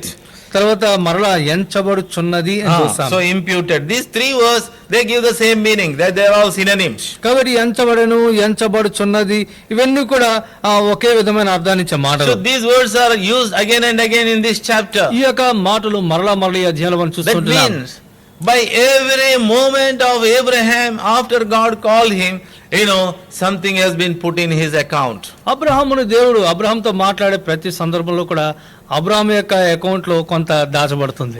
So here it is not written because Abraham did so many good works, so many sincere things, that's why God called him. No. Abraham అనేకమైన యథార్థమైన పనులు చేస్తాడు, చాలా మంచి పనులు చేస్తాడు కాబట్టి అబ్రహాముని దేవుడు పిలుచుకున్నాడని చెప్పబడట్లేదు ఇక్కడ. God had chosen this man. అబ్రహాముని దేవుడు ఏర్పరచుకున్నాడు. And God called him.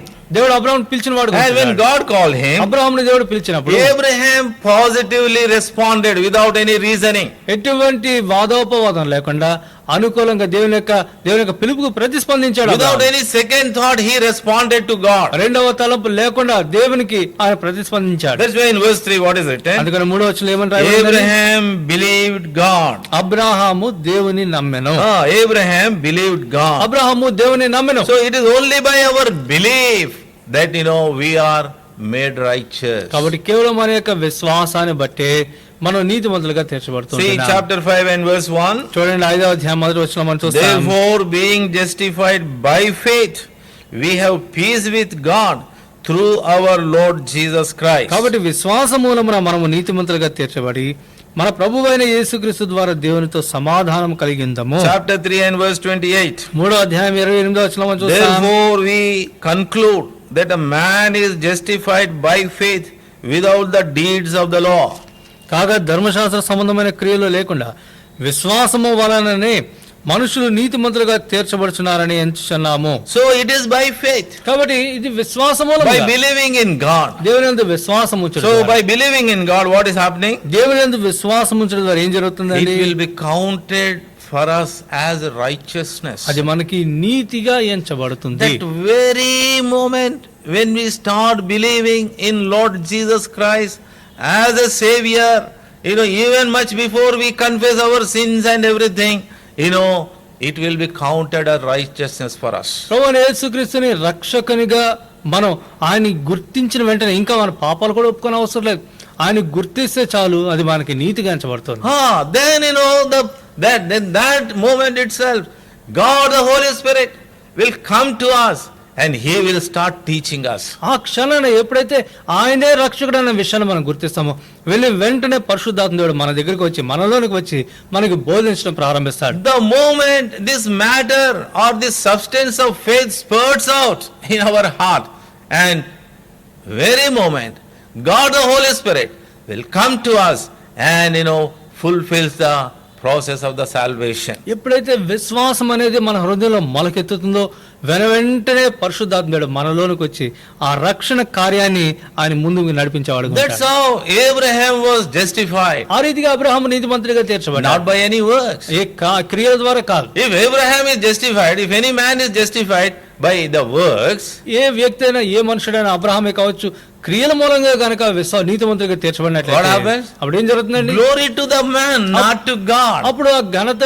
మహిమ ఆ మనుషునికి వస్తుంది. That's why by our works we cannot be glorified, we cannot be justified. అందుకనే మన యొక్క నీతి క్రియలను బట్టి మన యొక్క క్రియలను బట్టి మనం నీతిమంతులుగా తీర్చబడలేం, మనం ఘనత మహిమను మనం So పొందలేం. that is about the works. కాబట్టి ఇది క్రియల గురించి. And secondly, రెండవదిగా now to emphasize on this matter, even Paul is mentioning about David also from verse 5 to 8. 5వ వచనం నుండి 8వ వచనం వరకు మనం చూసినట్లయితే ఈ యొక్క అంశాన్ని ఇంకా నొక్కి చెప్పడానికి దావీదు యొక్క జీవితాన్ని కూడా Why he is bringing David here?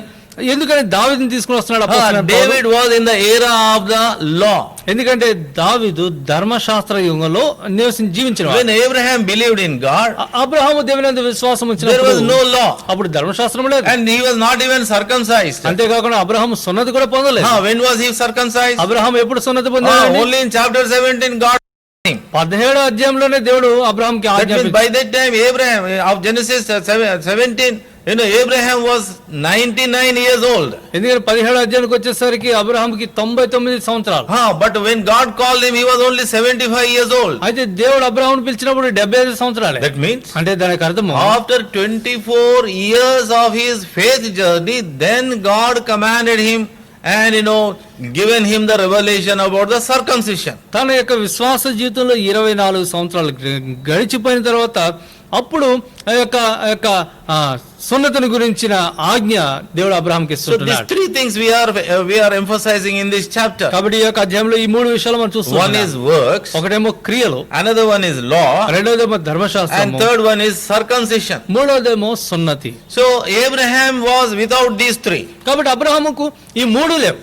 But when he believed God, he was justified. He అయితే became righteous. దేవుని యందు విశ్వాసం ఉంచగానే ఆయన నీతివంతుడిగా తీర్చబడ్డాడు. Now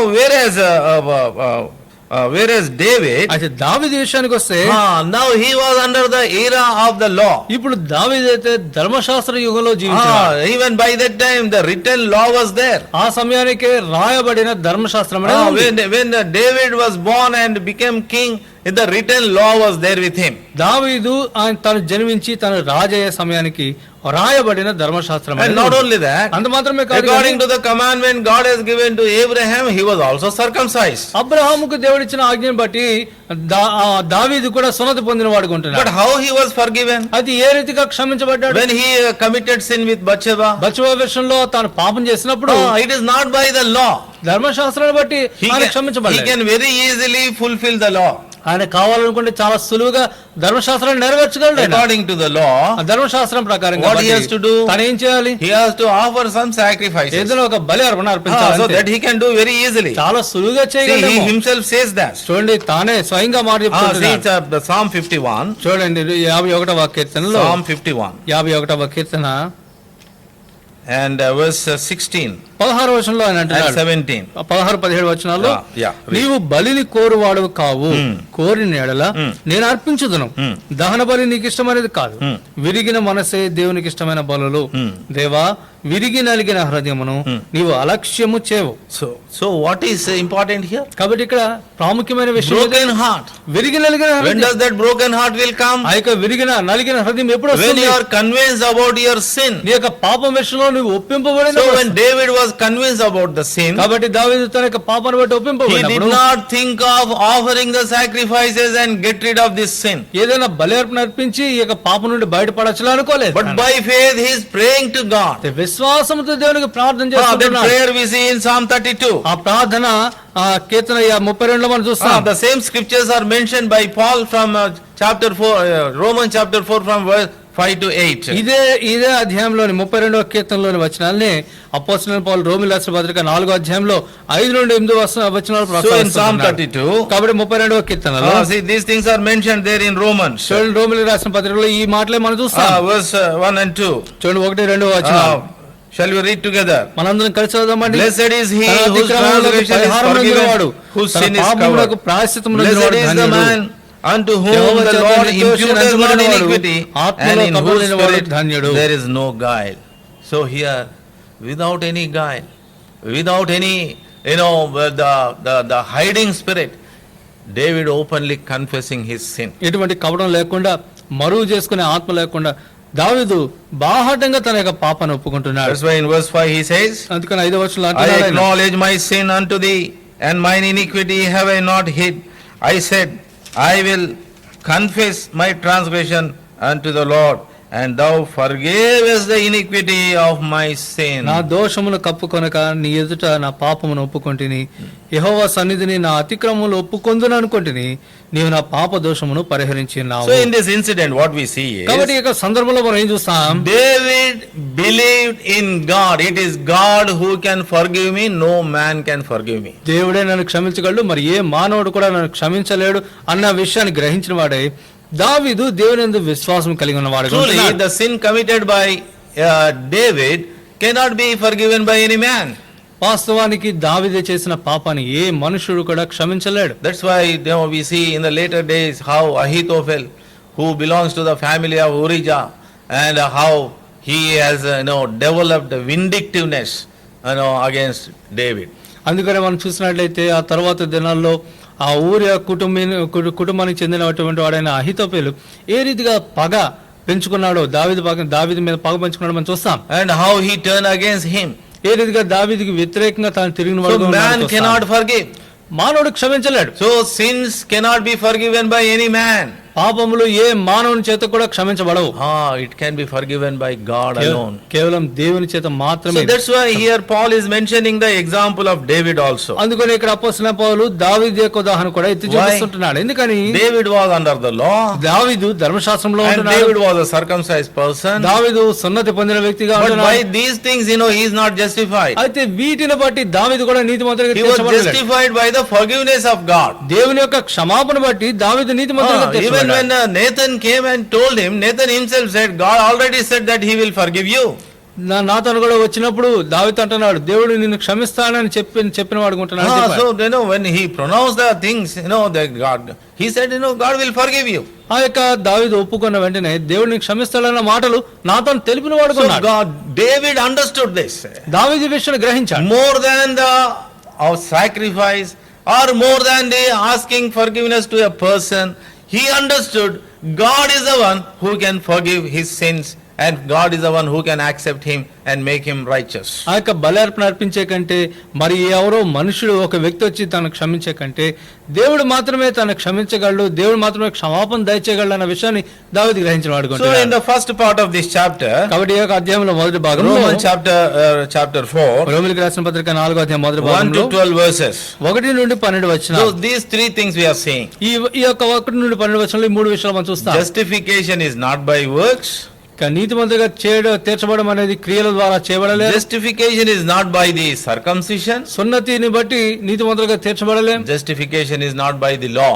ధర్మశాస్త్రాన్ని బట్టి నీతిమంతులుగా తీర్చబడలేదు. Justification is only by faith. కాబట్టి కేవలం విశ్వాసమును బట్టే నీతిమంతులుగా తీర్చబడతారు. And in the later part, ఆ తర్వాత భాగంలో మనం చూస్తే we see how the justification we enjoy through the promises and covenants of God. దేవుని యొక్క వాగ్దానాలు, దేవుని యొక్క నిబంధనల ద్వారా ఏ రీతిగా ఆ యొక్క నీతిమంతులుగా తీర్చబడే విషయాన్ని మనం అనుభవించగలమో మనం చూస్తాం. Maybe in the next lesson we see that. బహుశా దేవుని చిత్తమైతే తర్వాతి పాఠంలో మనం చూస్తాం. So let us understand this. కాబట్టి ఈ విషయాలు మనం గ్రహిద్దాం. Justification is not by works, not by circumcision, not by law, but it is only by faith in the Holy God through His Son Lord Jesus Christ. క్రియల చేత గాని ధర్మశాస్త్రం బట్టి గాని సున్నతిని బట్టి గాని మనం నీతిమంతులుగా తీర్చబడలేం, కానీ తన కుమారుడైన ప్రభువుని యేసుక్రీస్తునందు విశ్వాసం ఉంచడాన్ని బట్టే మనం నీతిమంతులుగా చేయబడగలం. Beloved, ప్రియులారా, this evening, ఈ యొక్క సాయంత్ర సమయం whoever listening to the word of God, దేవుని వాక్యాన్ని వింటున్న వారు ఎవరైనప్పటికీ కూడా, if you are convicted of any sin in your life, నీ జీవితంలో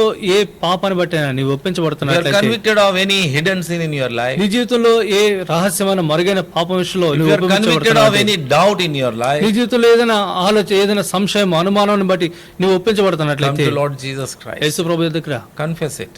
దాన్ని యేసు ప్రభు దగ్గర ఒప్పుకో. Tell him, Lord, this is my doubt. యేసు ప్రభుతో చెప్పు, ప్రభువా ఇది నా అనుమానం అయ్యా. And tell him, Lord, this is my problem. ఆయనతో చెప్పు, ప్రభువా ఇది నా సమస్య, Lord, this is my difficulty. ప్రభువా ఇది నా కష్ట Lord, పరిస్థితి, this is my sin. I have not confessed, fearing to men. ప్రభువా మనుషులకు భయపడి నేను ఒప్పుకోని పాపం ఇది, But God will forgive. అయితే దేవుడు నేను క్షమిస్తాడు. So, beloved, కాబట్టి ప్రియులారా, let us not live in any unforgiven sins hiding within ourselves. మనలో దాచిపెట్టుకుంటూ క్షమించబడని పాపంలో ఇక ఏ మాత్రము మనం జీవించకుండా ఉందిగా. God can forgive any sin. దేవుడు ఎటువంటి పాపానైనా He is క్షమించగలడు. a righteous God. ఆయన నీతిమంతుడైన దేవుడు. When we come to Him with a broken heart and with that belief that He alone can do, and He will restore us, He will forgive us, He will restore us, and He will justify us once again. విరిగి నలిగిన హృదయంతో ఆయన మాత్రమే క్షమించగలడని విశ్వాసంతో ఆయన ఎద్దుకు వచ్చినట్లయితే ఆయన మనల్ని క్షమించగలడు. ఆయన మనల్ని క్షమించి మరలా మన నీతిమంతులుగా తీర్చగలడు. ఆయన May God bless this word. ప్రభు వాక్యాన్ని దీవించిన Shall we pray? ప్రార్థన చేసుకుంటాం.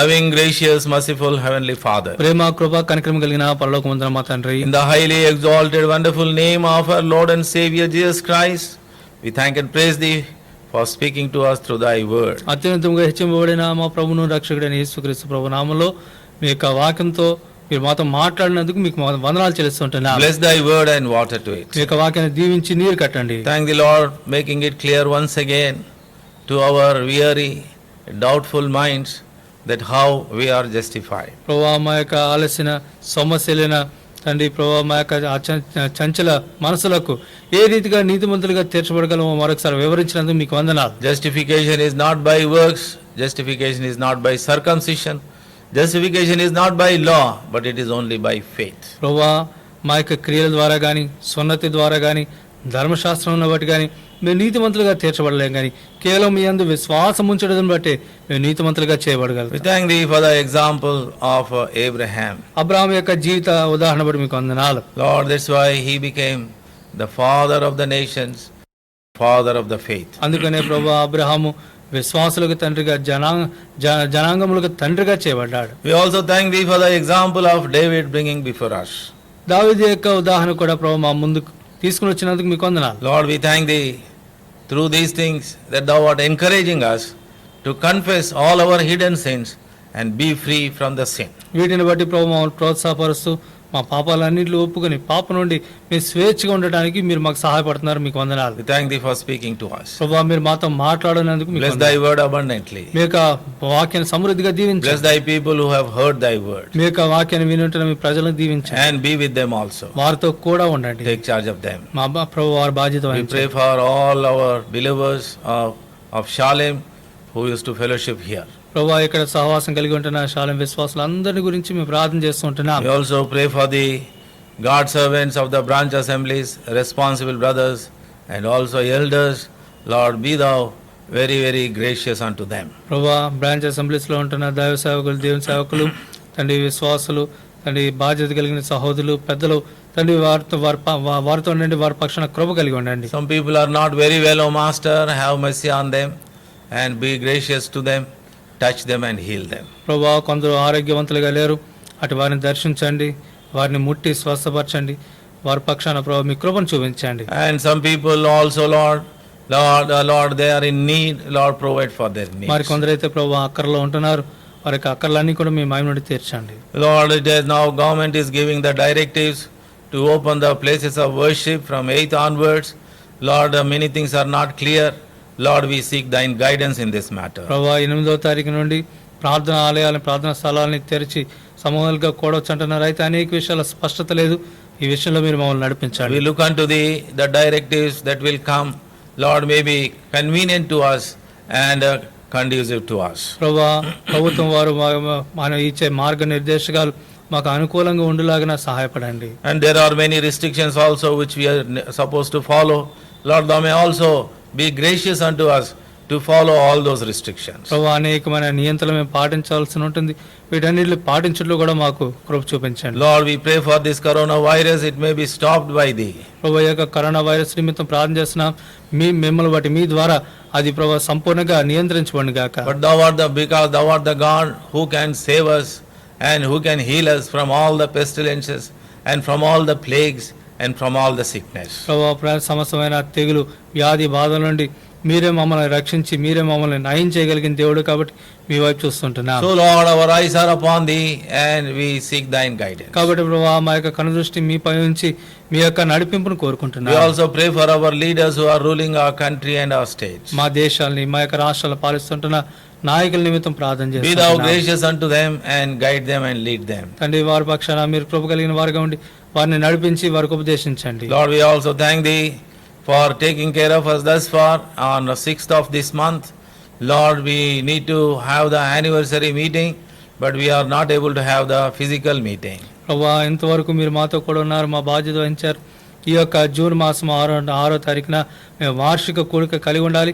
అయితే సామూహికంగా సమాజంగా మేము కలిగి ఉండలేకపోతుంటున్నాం. Lord, if it is thy will, we may be able to have some special online service on that day. ప్రభా మీ చిత్తమైతే ఆ దినాన ఒక ప్రత్యేకమైన ఆన్లైన్ ప్రభా సేవ పరిచయం మేము కలిగి ఉందాం గాక. Lead us and guide us, Master. ప్రభా మమ్మల్ని నడిపించి మాకు We ఉపదేశించండి. thank thee for all our brethren who are helping in this ఈ ministry. యొక్క పరిచయంలో సహాయపడుతుంటున్న మా సహోదరులందరూ బట్టి మీకు వందనాలు Bless them తెలుస్తున్నాం. abundantly. సమృద్ధిగా వారిని దీవించండి. Committing all of us into thine loving hands and care. We offer this prayer in the precious and wonderful name of our Lord and Savior Jesus Christ. మమ్మల్ని అందరూ కూడా సురక్షితమైన మీ హస్తాలకు అప్పచెప్పుకుంటూ మా ప్రభువును రక్షకుడైన యేసుక్రీస్తు ప్రభు వారి అద్భుతమైన అమూల్యమైన నామములో ఈ ప్రార్థన సమర్పించుకుంటున్నాం తండ్రి. Amen.